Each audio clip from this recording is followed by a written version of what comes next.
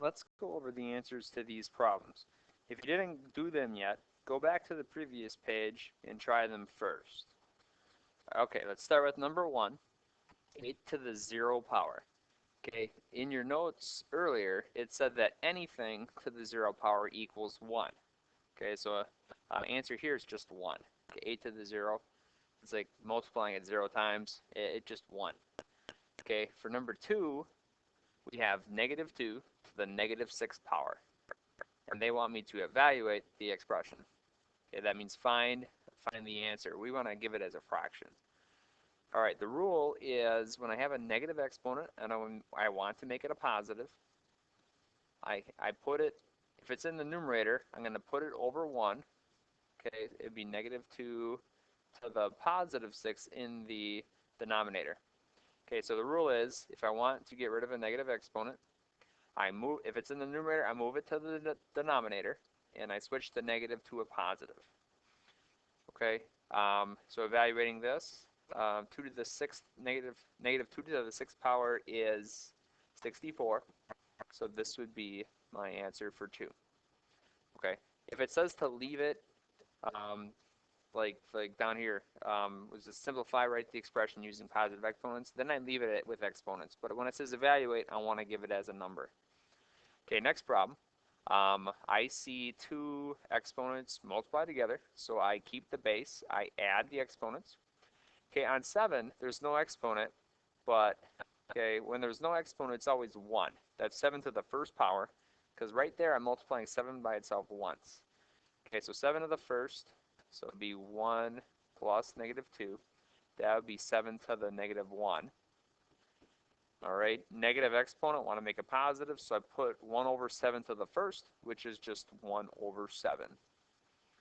All right, here, multiplying exponents, so I keep the base, add the exponents.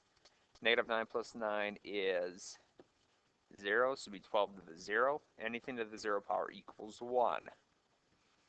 Okay, for number 5, okay, I have 5 times y to the negative 3rd. Okay, there is no negative exponent on 5, so 5 is going to stay in the numerator. All right, y to the negative 3rd, there is a negative, so it's going to go down to the denominator, and the negative changes to a positive, so that would be 5 over y to the 3rd.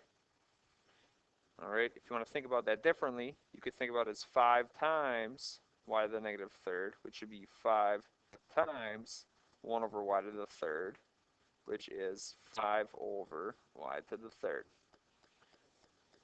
Okay, for number 6, okay, multiplying exponents again, so keep the base, add the exponents. Negative 11 plus negative 5 is negative 16. Okay, direction here, only using positive exponents, so I need to write that as a positive exponent, 1 over n to the 16th power. Okay, for the next problem, what I would do, that would be 8 times p squared divided by p to the negative 4th.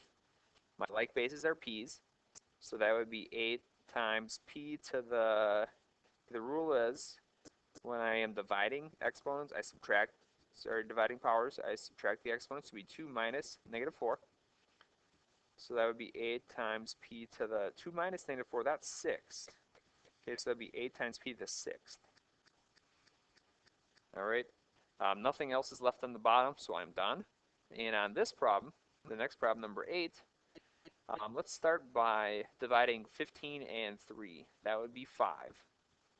All right, now I'm going to divide x and 10. So x, that would be x to the 1. So quotient rule is I do the top exponent 1 minus the bottom 110. That would be 5 times x to the negative 9. Okay, and that would be 5 times, okay, x to the negative 9 is 1 over x to the 9. So that would simplify to be 5 over x to the 9. All right, make sure you raise a hand if you have any questions about any of these problems. I will come and help.